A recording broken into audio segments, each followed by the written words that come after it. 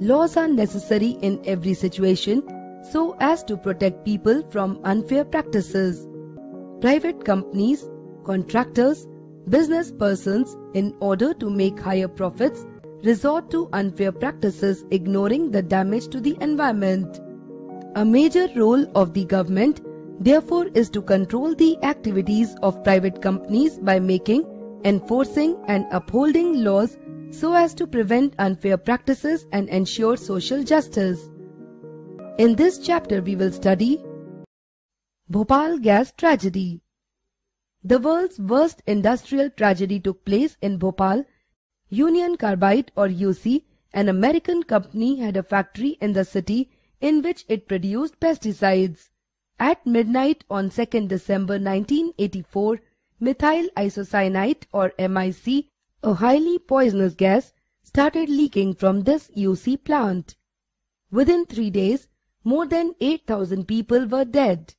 Hundreds of thousands were maimed.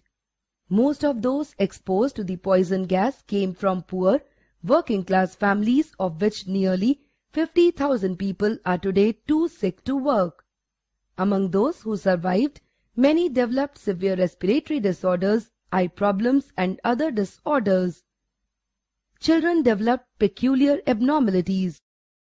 What is a worker's worth? Why did Union Carbide set up its plant in India?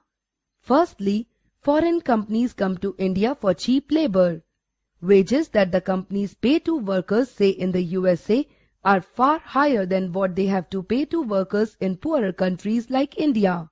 For lower pay, companies can get longer hours of work. Lower working conditions, including lower safety measures, are used as ways of cutting costs. In the UC plant, every safety device was malfunctioning or was in short supply. Between 1980 and 1984, the work crew for the MIC plant was cut in half from 12 to 6 workers. The period of safety training for workers was brought down from 6 months to 15 days. The post of night shift worker for the MIC plant was abolished. In India, the worth of a worker can be assessed from the fact that one worker can be easily replaced by another. This is due to the ugly fact of unemployment in our country. Many workers agree to work in unsafe conditions in return for a wage. Making use of the workers' vulnerability, employers ignore safety in workplaces. Enforcement of safety laws. As the lawmaker and enforcer, the government is supposed to ensure that safety laws are implemented. But in the case of UC plant, firstly, the safety laws were lax in India. Secondly, even these weak safety laws were not enforced. Government officials refused to recognize the plant as hazardous and allowed it to come up in a populated locality.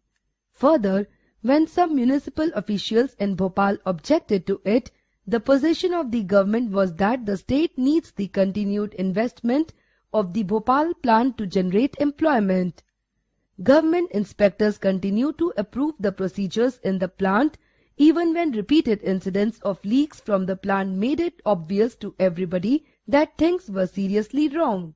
Today, with more industries being set up both by local and foreign businesses in India, there is a great need for stronger laws protecting workers' rights and better enforcement of these laws.